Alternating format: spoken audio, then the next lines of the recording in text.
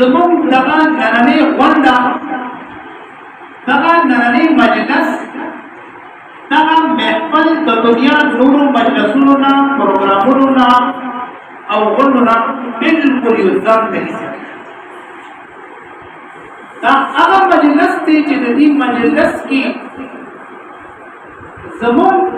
شرکت سراسر د الله مقدس مخلوق فرشتے هم پکې شرکت کوي. نور سبحان دا هغه محفل دی چې دې د ناستو خلکو ټولې دروغانې الله قبلوي او دا هغه محفل دی چې د دې چوکیداري انسانان نه د الله مقدس مخلوق فرشتے کوي.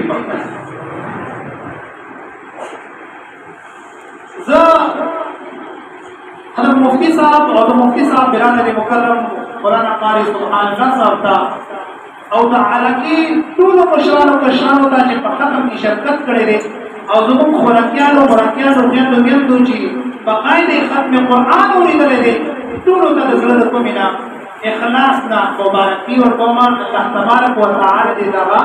ستړیا دغه د دوی دلته مشقت پر تشکر قبول منظور وګرځوي. عزیزانو حضرت عرباد بن ساری رضی اللہ تعالی عنہ تک اسما پروگراموں کا حوالے سره یہ روایت دی چې ما په خطبه کې هم ذکر کو. الله رسول فرمایي من ختم القرآن فله دعوة مستجابة. چا چې قرآن مجید ختم کو الحمدلله بالناس باندې ودرېدو وقت دعا نقل دعاګانې کوي. نو الله رسول فرمایي من ختم القرآن فله دعوة مستجابة. چا چې قرآن ختم کو د اختتام په وخت کې الله د دې دعاګانې قبلوي. همدارنګه ثابت رحمت الله علیه حضرت انس بن مالک رضی الله تعالی عنه چې هغه رسول الله صلی الله علیه وسلم یو مشهور او معروف صحابي تیر شوی دی او 10 کاله د رسول الله صلی الله علیه وسلم خدمت کړی. دا عمل باندې وی کان اذا ختم القرآن جمع اهله وولده ثم دعا له. حضرت انس رضی الله تعالی عنه کله چې د قرآن مجید ختم وکړل نو خپل بچیان خپل اهل و عیال خپل د کور ولا مشروبات ښځې ټول راجمع کړل او بیا به ورته دعاګانې کولې. او څنګه چې ما ذکر وکړو چې داسې مقدس مجلس دی چې په دې مجلس کې فرشتې هم موږ سره شرکت کوي. چنانچه عن حمید بن اعرج حمید اعرج کو نوم باندې یو راوي دی روایت کوي وایي چې اذا ختم الرجل القرآن ثم دعا امن على دعائه 4000 ملك. کله چې یو کس قرآن مجید ختم کی او بیا دعاګانې کوي نو په دې دعاګانو باندې 400 فرشتې امین وایي. اواز په پخې راوړو ټول وایي سبحان الله.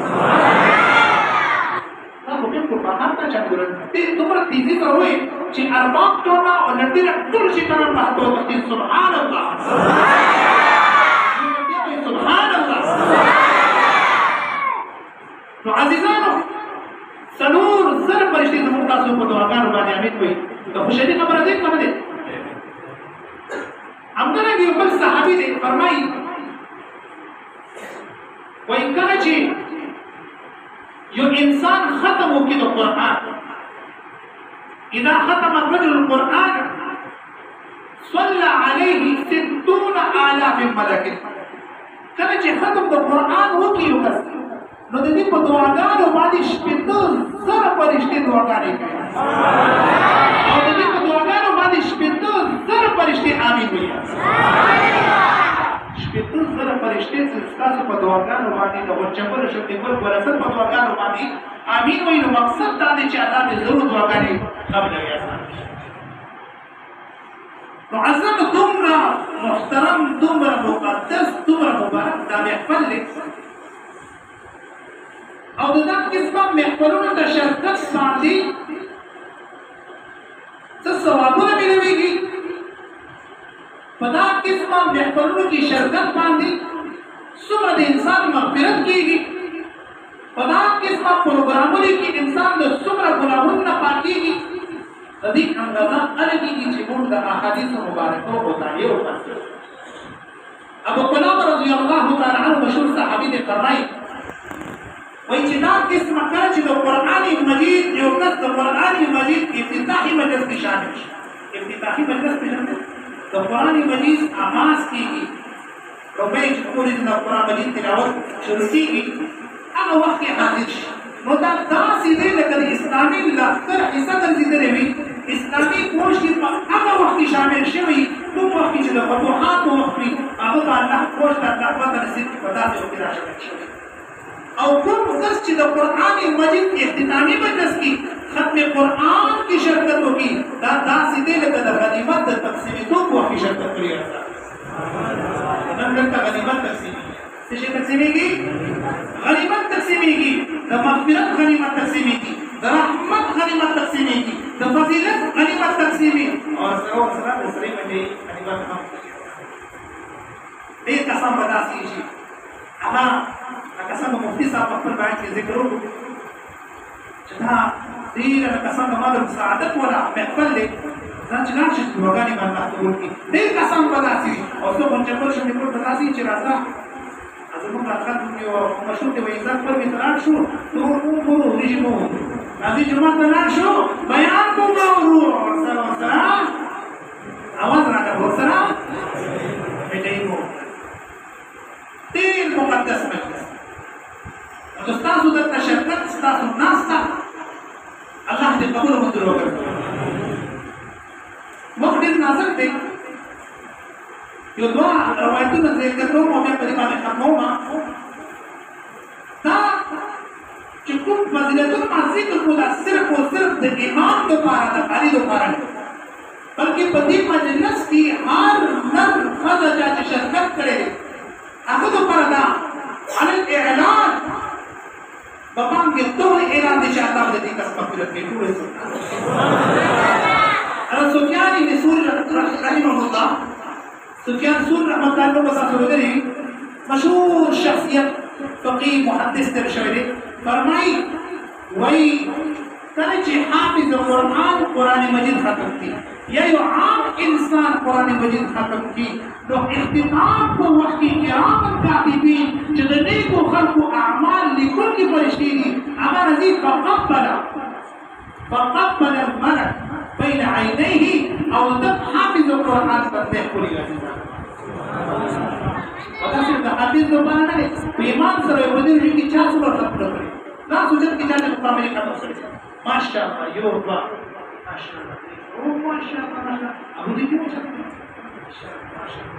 الحمدلله مفتي صاحب دې مبارک چې د مسجد کې ټول ورچول شو دیوال ورزان ساعتول باندې ټول ختمونه کړی ماشاءالله الله تاسو ټول ختمونه قبول منظور کړي او تاسو ټول په ډول خلک چې فرشته تاسو تنده خپل کړي دي په ایمان چې په خدای تاسو تنده نه خپل کړي او فرشته تاسو ته ټول یې سبحان الله چې په قرآن کې په دې باندې خبر نشي خدای تعالی اول دومره مقام مرتبه دي چې تاسو فرمایي کچرتا د الله نه علم په چاته سجده جایز وا نو په خود ته حکم ورکړي چې په خواندانو ته سجده وکړي سو کې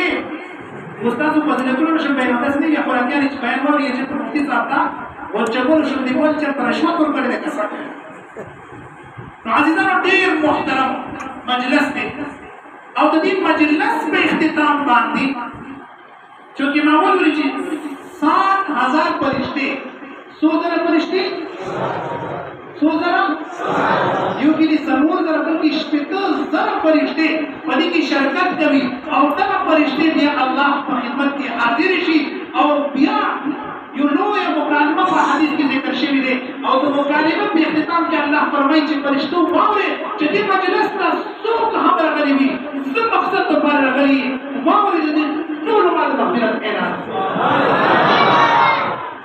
نو عزیزانو ډېره د خوشحالي خبره ده چې دومره ښایسته شپو ورځو کې اول خدای افغان محترم